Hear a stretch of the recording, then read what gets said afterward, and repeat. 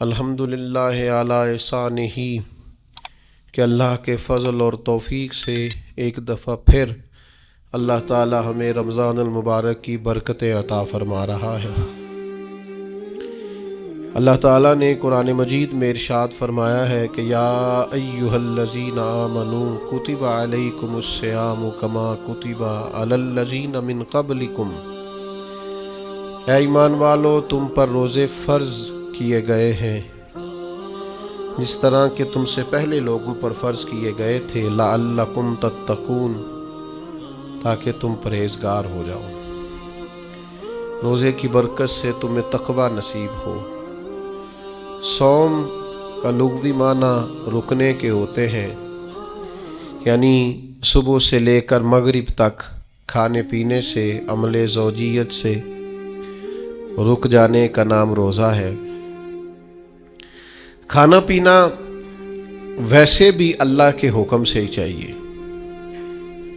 سارے پرندے ہوا میں اڑتے ہیں پر سارے نہیں کھانے چاہیے، وہی کھا سکتے ہیں جن کو شریعت نے جائز قرار دیا۔ بہت سارے جانور زمین میں چلتے پھرتے ہیں پر سارے کھانا مسلمان کے لیے حلال نہیں ہے، وہی کھا سکتا ہے جو کھانے کی اللہ رسول نے اسے اجازت عطا کی۔ مال، پیسہ، دولت ارد گرد بکھرا ہوا ہے لیکن سارا ہمارا نہیں۔ ہم وہی کھا سکتے ہیں جو ہمارے رب نے ہمارے لیے جائز رکھا ہے اور جو ہمارا حق ہے۔ کھانا پینا پہلے بھی مسلمان کا اللہ کی مرضی سے ہی ہے۔ ہر چیز ہر شے کھا سکتا نہیں ہے، بس رمضان میں ایک پابندی اور لگا دی کہ جو جائز بھی ہے، جو حلال بھی ہے، جو طیب بھی ہے، بس تمہارے رب کی مرضی ہے کہ تم نے صبح سے لے کر مغرب تک وہ بھی نہیں کھانا۔ بس پہلے بھی پابند ہے اللہ کے حکم کے، اور رمضان میں ایک پابندی اور کرنی ہے اور روزہ رکھنا ہے۔ اور اس روزہ کتنی کو محبوب چیز ہے، اللہ کو کتنی کو پسند ہے۔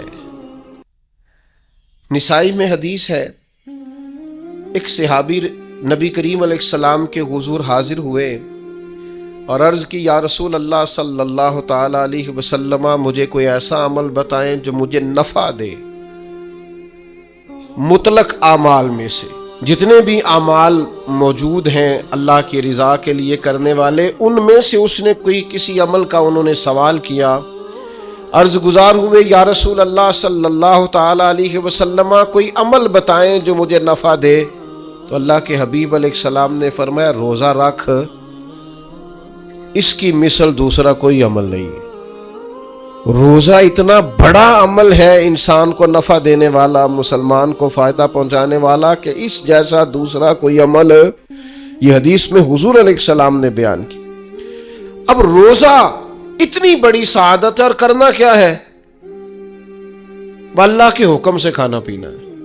جس وقت اس نے کھانے سے روک دیا اس وقت رک جانا ہے، جس وقت اجازت دی ہے اس وقت کھا لینا ہے، لیکن نفع اتنا ہوگا کہ حضور فرماتے ہیں اس جیسا دوسرا عمل ہی کوئی نہیں، اتنا فائدہ مند کام ہے۔ روزے بڑی غنیمت ہے۔ رمضان المبارک کا مہینہ بڑی سعادت ہے۔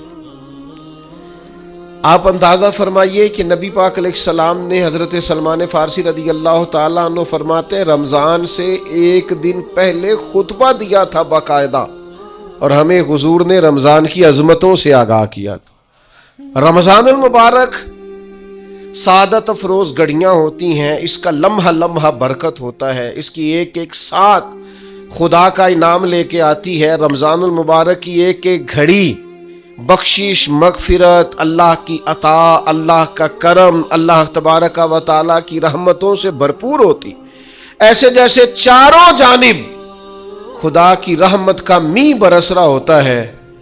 بس جن کی جھولیاں پھیلی ہوئی ہوں گی اور جن کے دامن کھلے ہوئے ہوں گے، وہ اپنے دامن رحمت الہی سے بھرپور کر لیں گے۔ لیکن سادی سی بات ہے بھائی، جو آدمی سویا رہے، غافل رہے، اٹھ کے اپنے کمرے کا دروازہ ہی نہ کھولے تو سورج جتنا مرضی چمک رہا ہو اسے کوئی فائدہ حاصل ہوتا نہیں، اسے کوئی روشنی نصیب ہوتی نہیں، کیونکہ وہ تو اٹھا ہی نہیں، جاگا ہی نہیں، بیدار ہی نہیں ہوا۔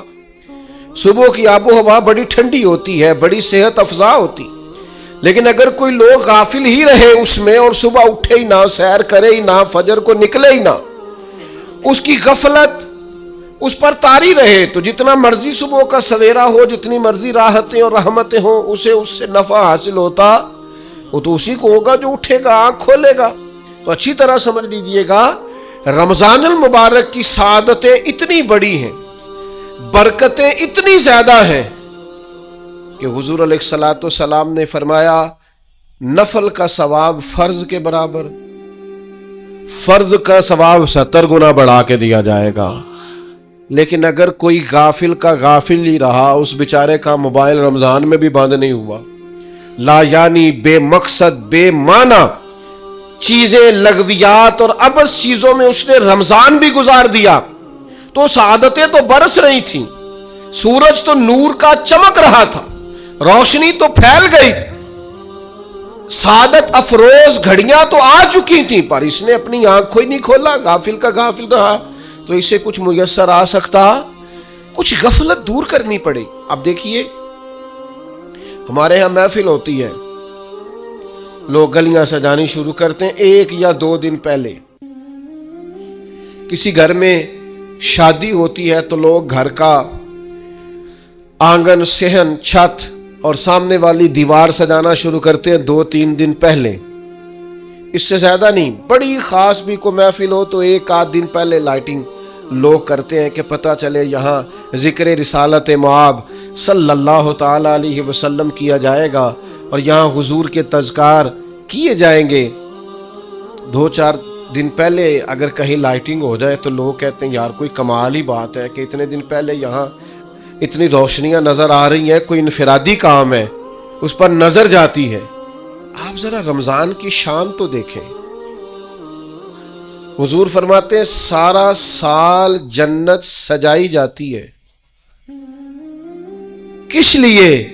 حضور فرماتے ہیں رمضان المبارک کے لیے، سارا سال جنت سجا دی جاتی، اس کو تیار کیا جاتا ہے رمضان کی سعادت افروز گھڑیوں کے لیے، ان مقدس ایام کے لیے جو لے کر رمضان سایہ فگن ہوتا ہے، اس کے لیے پورا سال جنت کو سجایا جاتا ہے، تزئین و آرائش کی جاتی ہے۔ اور رمضان آتا ہے تو کریم کے کریمانہ فیصلے ہونے شروع ہو جاتے ہیں، کریمانہ فیصلے۔ ایک کریمانہ فیصلہ ہوتا ہے کہ دوزخ کے دروازے بند کر دو اور جنت کے سارے ہی دروازے کھول دو، اس کو راستہ کیا گیا ہے پھر۔ آپ کو پتہ ہے ایک انوکھی بات بھی آپ سے کرنی ہے، قانون نافذ کرنے والے اداروں کو نا مجرموں کا پتہ ہوتا ہے، ان کو پتہ ہوتا ہے کس جگہ کچھ فسادی لوگ ہیں، وہ دیکھتے ہیں نا ملک میں کوئی خاص مہمان آ رہا ہے جو ملک کے لیے فائدہ مند ہے اور وطن کے لوگ اور وطن کو اس سے فائدہ ہوگا، استفادہ کریں گے لوگ اس کے آنے سے، وہ کیا کرتے ہیں ان فسادیوں کو پہلے بند کر دیتے ہیں، کہتے ہیں ایسا نہ ہو کہ یہ آ کے کوئی خرابی کرے، وہ منع کر دیتے ہیں۔ تو یاد رکھ لیں، سمجھ لیں، حضور فرماتے ہیں شیطان کو بھی قید کر دیا جاتا ہے۔ رمضان آنے والا ہے تو اللہ شیطان کو قید کر دیتا ہے، جکڑ دیتا ہے۔ فرمایا رمضان آ رہا ہے اور میرے بندوں نے اپنی بخشش کرانی ہے، انہوں نے میری عبادت کرنی ہے، انہوں نے روزے رکھنے ہیں، انہوں نے آ کر کے اللہ کے حضور معافیاں مانگنی ہے، اور رمضان کی ہر رات میں 70 ہزار یا بلا مثال و بلا تشبیہ اللہ جانے کتنے بے حساب لوگوں کی رب نے بخشش کرنی ہے۔ تو یہ شیطان بڑا مکار ہے، یہ کھلا ہوا دشمن ہے، کوئی خرابی نہ کر دے لہذا پہلے اسے باندھ دو، خرابی نہ کرے کسی قسم کی اسے باندھ دیا جاتا ہے۔ مہمان بھی آ گیا، خرابی کرنے والا بھی باندھ دیا، لیکن اگر فائدہ لینے والے پھر بھی فائدہ نہ لے تو پھر ان سے کہا جائے گا کہ تمہارے پاس اب کوئی بہانہ بچا نہیں ہے، اب تمہارے پاس کوئی کسی قسم کا عذر باقی نہیں ہے، اب تو یہ تھا کہ تمہیں بخشش کرانا چاہیے تھی، استغفار پڑھنا چاہیے تھی، دعائیں کرنا چاہیے تھی، قرآن مجید کی تلاوت کو کثرت سے کرنا چاہیے تھا، لیکن چونکہ اب تم یہ بھی نہیں کہہ سکتے کہ مجھے شیطان نے گمراہ کر دیا، وہ تو باندھ دیا گیا ہے، اب تو فسادی کو ویسے ہی کنٹرول کر دیا گیا ہے۔ اب بھی تم اگر سوئے رہے، اب بھی اگر تم نے غفلت کی، اب بھی چھوٹے موٹے بہانے کر کے تراویاں چھوڑتے رہے، اب بھی ذرا ذرا سی سستیاں کر کے ادھر ادھر نکلتے رہے، اس کا مطلب یہ ہے کہ پھر تم استفادہ کر سکے، تم نے سستی کا مظاہرہ کیا، تم نے اور اب دیکھیں جب اتنے بندوبست کیے تمہارے لیے، ثواب بھی بڑھا دیا، اجر بھی بڑھا دیا، تمہارے لیے جو فساد پیدا کرنے والا شیطان تھا وہ بھی قید، لیکن اگر تم پھر بھی عمل نہ کرو، پھر بھی مسجد نہ آؤ، تو پھر حدیث پاک سن لیں۔ اس طرز کی شاید یہ منفرد حدیث ہے کتب احادیث میں، اور تقریباً تمام کتب احادیث میں موجود ہے۔ حضور علیہ الصلوۃ والسلام نے صحابہ سے فرمایا سارے مسجد میں جمع ہو جاؤ میرے ممبر کے پاس، لوگ جمع ہو گئے، اللہ کے حبیب علیہ السلام نے ایک قدم ممبر کی سیڑھی پہ رکھا، فرمایا آمین، پھر دوسری سیڑھی پہ قدم رکھا تو فرمایا آمین، پھر تیسری پہ قدم رکھا تو فرمایا آمین۔ تو صحابہ کو بڑا تجسس ہوا، انہوں نے بعد میں عرض کی یا رسول اللہ صلی اللہ تعالی علیہ وسلم کرم فرمائے، بندہ نوازی کرے، ہماری رعایت کر دے، یہ کیا معاملہ تھا؟ تو حضور فرمانے لگے میرے پاس حضرت جبریل امین حاضر ہوئے، یہ رحمت للعالمین نبی کی بات سنا رہا ہوں، حضور کریم ہے، کریم فرماتے ہیں کہ حضرت جبریل آئے اور میں نے ابھی ممبر کی پہلی سیڑھی پر قدم رکھا تھا تو انہوں نے عرض کی یا رسول اللہ صلی اللہ تعالی علیہ وسلم ہلاک ہو جائے وہ شخص جو آپ کا نام سنے اور آپ پر درود و سلام نہ پڑھے۔ تو میں نے کہا آمین۔ پھر حضرت جبریل عرض گزار ہوئے یا رسول اللہ صلی اللہ تعالی علیہ وسلم وہ ہلاک ہو جائے جس نے بڑھاپے میں والدین کو پایا اور ان کی خدمت کر کے بخشش نہ حاصل کر سکا۔ میں نے کہا آمین، اور کریم فرمانے لگے پھر حضرت جبریل نے عرض کی یا رسول اللہ ہلاک ہو جائے وہ شخص جس کو زندگی میں رمضان ملا، جس کو اس ماہ نور و سرور شہر رمضان الذی انزل فیہ القرآن، رمضان کا وہ مہینہ جس میں ہم نے قرآن نازل کیا، جس کو ماہ مبارک، ماہ نور و سرور، ماہ طیب، ماہ مبارک رمضان ملا، پھر وہ اپنی بخشش نہ کرا سکا، وہ ہلاک ہو جائے۔ تو حضور فرماتے میں نے بھی کہا آمین، اللہ تعالی ہم سب کو محفوظ فرمائے۔ میں عرض کر چکا ہوں کہ جب ثواب بھی بڑھا دیا گیا اور جب طاقت بھی بڑھا دی گئی عبادت کی، اور جب برکتیں بھی زیادہ ہو گئیں، نعمتیں بھی زیادہ ہو گئیں، رکاوٹ ڈالنے والا، رخنہ ڈالنے والا شیطان بھی قید کر دیا گیا، تو اب بھی کوئی شخص اگر توجہ ہی نہ کرے، رجوع ہی نہ کرے، تو پھر اس کے لیے یہ حکم آیا کہ وہ ہلاک ہو جائے، پھر وہ برباد ہو جائے۔ جب اتنی سعادتیں موجود ہیں، اتنے بندوبست کیے گئے ہیں، جنت کو سجایا گیا ہے، رمضان شریف میں 2-4 کام ضرور کرنے، ایک تو روزہ رکھنا ہے۔ کچھ ہمارے پنجابی بہانے بھی ہیں، پنجابی بہانے، میں جی مزدوری کرنی ہوندی ہے نا، پھر روزہ تو نہیں نہ رکھ ہوندا۔ اللہ نے نہیں سی پتا کہ مزدوری کرنی ہے، تو اللہ نے کیوں فرض کیا روزہ؟ ہلکے سے لوگ بیمار ہوتے ہیں، بالکل معمولی سے، کوئی ایسا عذر نہیں، روزہ چھوڑ دیتے۔ ذرا ذرا سی باتیں لے کر لوگ، آپ یقین کریں، اہمیت کو نہیں سمجھتے، اور بعض صرف سست ہیں، غافل ہیں، منہ پھیرے ہوئے ہیں۔ اگر یہ ایک حدیث سمجھ میں آ جائے نا، ترغیب و ترہیب میں اور دیگر کتب حدیث میں بھی موجود ہے، حضور نے فرمایا جس نے رمضان کا ایک روزہ چھوڑ دیا، زندگی بھر بھی روزے رکھے، وہ فضیلت نہیں پا سکتا جو رمضان کا روزہ سے فضیلت اسے ملنی تھی۔ اتنی بڑی بات ہے، آپ اس کو سمجھ لیں، اتنے سعادت افروز روزے رمضان کے، تو کوشش کریں اپنے آپ کو مینج کریں، مینٹین کریں چیزوں کو، اپنی صحت کا خیال کریں۔ میں تو دوستوں سے کہا کرتا ہوں رمضان سے پہلے جو ایام ہے پہلے سے بڑھ کر اپنی طبیعت کا خیال رکھیں تاکہ رمضان میں کوئی کسی قسم کی طبیعت میں بھی کمزوری پیدا نہ ہو اور صحیح صحت مندی کے ساتھ انسان رمضان شریف کے روزے گزار سکے۔ دوسری بات ہے رمضان میں خوب قرآن مجید پڑھنا۔ شہر رمضان الذی انزل فیہ القرآن، رمضان ہی کا تو وہ مہینہ جس میں قرآن نازل کیا گیا۔ نبی کریم صلی اللہ تعالی علیہ وسلم رمضان المبارک میں حضرت جبریل امین علیہ السلام کے ساتھ قرآن مجید کا دور فرمایا کرتے۔ حضور حضرت جبریل کو پارا سناتے اور جناب جبریل نبی کریم علیہ السلام کو سنا۔ یہ دور ہوتا ہے قرآن مجید کا۔ اللہ نے کتنی زیادہ توفیق دی ہے، ہر مسجد میں تراویح میں قرآن پڑھا جاتا ہے۔ تھوڑی ہمت کریں، تھوڑی کوشش کریں۔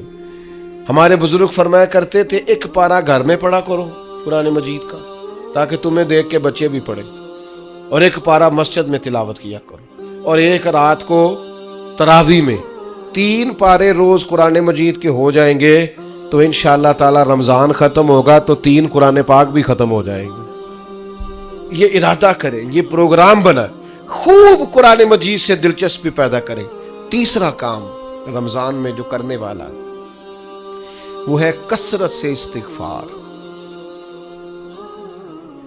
کچھ غلطیاں نا ہم کرنا نہیں چاہتے، ہم سے ہو جاتی ہیں۔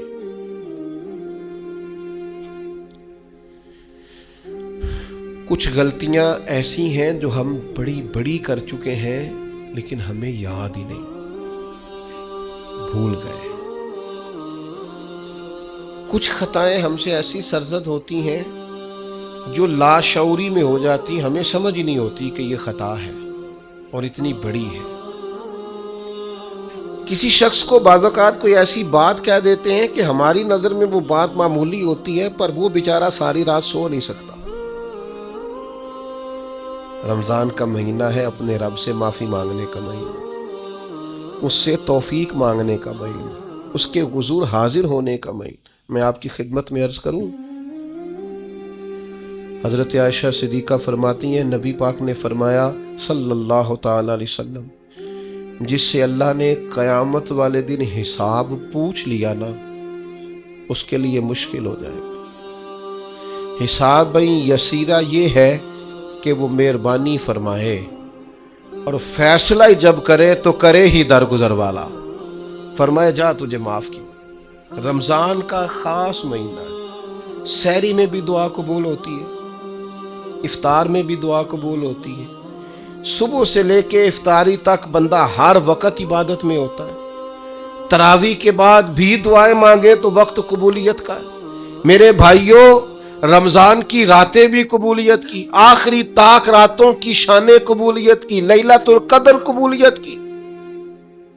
اس دفعہ جھک نہ جائیں اس کی بارگاہ میں سجدے میں، رو رو کے معافی مانگ نہ لیں اس سے۔ ہم برے نہیں ہیں، چاہتے نہیں ہیں، پر ہمارے وجود سے کچھ غلطیاں ہو جاتی ہیں، ہمارے سینوں میں کچھ پچھتاوے ہیں، کچھ من میں باتیں ہیں۔ اس دفعہ اس کے حضور عرض نہ کریں کہ کچھ کمیاں رہ گئی ہیں، دل نہیں کرتا تھا ایسا ہو پر انجان تھے، نہ چاہتے ہوئے بھی کمزوریاں ہو گئیں۔ رمضان آ رہا ہے، بڑا گولڈن چانس ہے، بڑا خوبصورت موقع۔ بھائیو، رمضان کی ہر سحری کے بعد رب سے معافی مانگیں۔ آپ کو پتہ ہے اتنی بڑی امت مسلمہ لیکن ہر گلی میں کمزور ہے، ہر جگہ رسوائیاں ہمارے ساتھ چمٹی ہوئی ہیں، ہم چاہ کے بھی اپنے بھائیوں کی مدد نہیں کر سکتے۔ میرے پاس ایسے ایسے جوان آتے ہیں جو کہتے ہیں ہمیں بتائیں نا ہم فلسطین کے لیے کیا کر سکتے، ہمیں بتائیں نا۔ یہ ہماری بے بسی، یہ ہماری غلطیوں کا نتیجہ ہے۔ تو خوب استغفار کریں، اپنی کوتاہیوں کی معافی مانگیں۔ رمضان کی ہر صبح میں، ہر شام میں، ہر دن میں، ہر رات مصلے بچھا بچھا کے عرض گزار ہوں کہ مالک تو ہمیں معاف فرما۔ اور میں آپ سے ایک اور بات بھی عرض کروں، شیخ ابو الحسن کو میں پڑھ رہا تھا تو روتے جا رہے تھے، روتے ہی جا رہے تھے، روتے ہی جا رہے تھے۔ ایک شام ان کے کچھ لوگوں نے ان سے کہا کہ حضور اس قدر زیادہ آہوزاری؟ تو فرمانے لگے میری بس اتنی خواہش ہے کہ جب میں اپنے رب سے ملوں نا تو میرا رب مجھے ناراض نہ ملے۔ تو میں ہر وقت اس لیے تڑپتا ہوں کہ میرے اندر جو کوتاہیاں مجھ سے ہو گئی ہیں میرا مالک وہ مجھے معاف کر دے۔ ہم نے کوشش کی ہے زندگی میں ماں باپ کی خدمت کرنے کی، لیکن نہیں، ہم سے ان کے حق ادا نہیں ہو سکے۔ کوشش کی ہے بہن بھائیوں پر توجہ دینے کی، لیکن حق ادا نہیں ہو سکے۔ چاہیے تھا اولاد کی تربیت بڑی شاندار کرتے، لیکن سہولتیں کچھ زیادہ دے بیٹھے، لاڈ پیار کچھ زیادہ کر سکے، ان کی تربیت کا بھی صحیح حق ادا۔ اللہ نے عزتیں زیادہ دی تھی، جواب میں ہماری خدمتیں تھوڑی۔ ہم اپنے رب کی بارگاہ کی حاضریوں کے بھی حق ادا نہیں کر سکے۔ اس نے ہمیں نوازا زیادہ ہے، ہمارا شکر کم ہے۔ ہم اس کا حق ادا کرنے کا کام یہ ہے میرے بھائیوں کہ رمضان میں خوب استغفار کریں۔ ہم سے جو کمیاں رہ گئی ہیں اس پورے ماہ مبارک میں، اپنے مالک سے عرض کریں کہ مالک اس ماہ مبارک میں جنہیں تو معاف کرنے والا ہے ان میں ہمارے بھی نام شامل فرما، ہمارے بھی نام شامل فرما۔ اور بھی عرض کرنی ہے، ان کے لیے بھی دعائیں کرنی ہے رمضان میں جو ہم سے بچھڑ گئے، جو مٹی تلے جا کے آرام فرما ہو گئے۔ یہ رمضان المبارک چونکہ بخشش مانگنے کا مہینہ ہے، اللہ کے حضور معافی مانگے ان کے لیے بھی، ہمارے اپنوں کے لیے، ماں باپ کے لیے، عزیز و اقربا کے لیے، کہ اللہ کریم ان کی قبروں کو بھی ٹھنڈا کرے، ان کے حال پہ بھی رحمت کی نظر کرے، ان کے لیے بھی مالک آسانیاں کرے۔ خوب دعائیں مانگے رمضان میں، خوب دعا۔ اور جو محتاج ہیں، جو تنگ دست ہیں، جو غریب ہیں، جن کو زمانہ گزر گیا ہے، دوستوں کو، احباب کو، مخیر حضرات کو متوجہ کرتے ہوئے وہ بھی تھوڑی توجہ کریں۔ اس سال رمضان کے ماہ مبارک میں دنیا داروں کو چھوڑ کے رب کی طرف متوجہ نہ ہو، اس کریم کی بارگاہ میں اپنی ساری تکلیفیں بیان نہ کرے۔ بیمار بھی آئیں، مقروض بھی آئیں، تنگ دست بھی آئیں، بے اولاد بھی آئیں، کمزور بھی آئیں، سارے جھکیں، روزہ رکھ کے، تراویح پڑھ کے، قرآن پڑھ کے، اپنے سارے دکھ اپنے مالک کے حضور بیان کر کے اس ماہ مبارک کی ہر رات میں اس سے بخشش کا سوال کریں، رحمت کا سوال کریں، کرم کا سوال کریں۔ وہ بڑا ہی کریم ہے۔ حضور فرماتے ہیں، رب کہتا ہے مجھے حیا آتی ہے میرا بندہ ہاتھ اٹھائے اور میں اس کے ہاتھ خالی واپس کروں، بس آنے کی دیر ہے۔ اور ایک مقام پہ اللہ کے حبیب علیہ السلام نے فرمایا، بندہ جب اعتراف گناہ کر کے معافی مانگتا ہے اللہ فوراً ہی اسے معاف فرما دیا کر۔ چوتھا کام جو اس ماہ مبارک میں بہت زیادہ کرنا ہے وہ یہ ہے کہ حضور نے فرمایا یہ صبر کا مہینہ ہے، صبر بہت کرنا ہے۔ ایک تو صبر ہوتا ہے نا مصیبت پہ صبر، ایک خواہشات پر بھی صبر ہوتا ہے کہ خواہشیں پیدا ہو رہی ہیں پر صبر کرنا ہے اللہ کی رضا کے لیے، یہ بھی صبر ہے۔ نیکی پر استقامت کے لیے بھی صبر کی ضرورت ہوتی ہے، گناہ چھوڑنے کے لیے بھی صبر کی ضرورت ہوتی ہے۔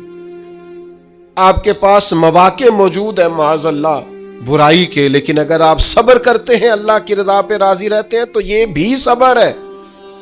نبی پاک علیہ السلام نے روزہ دار کو صبر کرنے کا کہا، فرمایا کہ تو تم نے کوئی بےہودہ بات نہیں کرنی، کوئی گالم گلوچ نہیں کرنی، اور اگر کوئی تم سے لڑائی جھگڑا کرے، کوئی بےہودہ بات کرے تو تم نے کیا کہنا؟ انی صائم مرتین، تم نے 2 مرتبہ کہنا ہے بھائی میں تو روزہ دار ہوں۔ کوئی جھگڑا کرنا چاہے، لڑائی کرنا چاہے، برا بھلا کہے، کوئی الجھانا چاہے تو کہنا انی صائم، میں روزہ دار ہوں۔ یہ وظیفہ یاد کریں گے؟ کیا کہنا ہے؟ یہ وظیفہ ہے پورے رمضان کا، یہ بخاری میں حضور نے بتایا ہے۔ کوئی جھگڑا کرے گھر کے باہر بھی، اور گھر کے اندر بھی کوئی جھگڑا کرنے لگے، جھگڑا ہونے لگے تو کہنا انی صائم، میں، اور ایک دفعہ نہیں کہنا، مرتین، حضور نے فرمایا 2 دفعہ کہنا، میں روزہ دار ہوں، میں کوئی جھگڑا نہیں کروں گا، کوئی فساد نہیں کروں گا، کسی بےہودہ بات کا جواب نہیں دوں گا۔ کیوں؟ اس لیے کہ میری ایک شان ہے، میں روزہ دار ہوں، میں اس وقت ایک منصب پر فائز ہوں، میں روزہ دار ہوں، یہ وظیفہ پکانا ہے ہر بےہودہ بات سے، ہر جگہ۔ اور حضور علیہ السلام نے فرمایا، یہ بھی بخاری میں موجود ہے، فرمایا جس نے جھوٹ بولنا اور اس پر عمل کرنا نہیں چھوڑا، اللہ کو اس کے بھوکا پیاسا رہنے کی کوئی حاجت نہیں ہے۔ جھوٹ ہی نہیں چھوڑا اس نے، ابھی بھی جھوٹ بول رہا ہے، روزہ رکھ کے بھی جھوٹ پر عمل کر رہا ہے، اللہ تعالیٰ کو اس کے بھوکا پیاسا رہنے کی کوئی حاجت نہیں ہے۔ تو روزہ رکھنا ہے، پھر اس کی تھوڑی سی حفاظت بھی کرنی۔ پھر آگے چلیے، 5ویں گزارش، نبی پاک نے فرمایا رمضان غم خاری کا مہینہ۔ آپ کو پتہ ہے جو بندہ روزہ نہ رکھ سکے کسی خاص مجبوری کی وجہ سے، بیماری کی وجہ سے، کسی عذر کی وجہ سے، تو قرآن مجید نے کیا کہا ہے؟ وہ ایک مسکین کو کھانا کھلائے۔ روزے کا فدیہ یہ ہے کہ پھر وہ کیا کرے، روزہ نہیں رکھ سکتا تو مسکین کی خدمت کرے۔ شرعی حکم یہ ہے کہ کسی نے اگر روزہ توڑ دیا رمضان کا تو 60 روزے رکھے کفارے میں، 60 نہیں رکھ سکتا تو پھر 60 مسکینوں کو کھانا کھلائے۔ تو بار بار روزے میں مسکین کا ذکر آ رہا ہے۔ نبی کریم صلی اللہ تعالی علیہ وسلم نے ارشاد فرمایا، جس شخص نے کسی روزہ دار کو افطاری کرائی تو اللہ تبارک و تعالی افطاری کرانے والے کی بخشش بھی فرما دے گا، اور فرمایا جتنا اجر روزہ رکھنے والے کو ملے گا اتنا ہی اجر اللہ افطار کرانے والے کو بھی عطا فرمائے گا۔